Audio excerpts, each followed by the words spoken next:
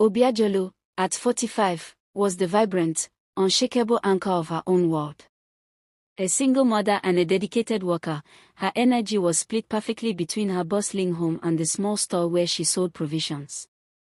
Her morning began not with a luxury like a stretch, but with the clatter of pots and the urgent needs of her 3 children, Ngozi, Nneka, and Kelechi. But one recent morning, as she managed that vigorous household, that feeling of total control began to vanish. A subtle, concerning change, a deep, settling fatigue in her bones began to punctuate her life, a quiet alarm her otherwise healthy body could no longer silence. It began with a minor, persistent ache and a noticeable difference in her left breast. Initially, it was just a small, firm lump, painless, but undeniably there. She also noticed her left nipple had started to turn inward, what we now know as nipple retraction, and the skin over it had a strange, slightly dimpled texture, like the peel of an orange. At the time, Obiajulu dismissed it.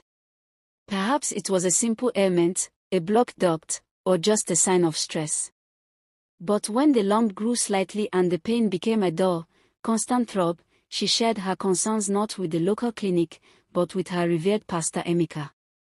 Obiajulu held a deep, unwavering conviction that her faith and traditional wisdom held all the answers.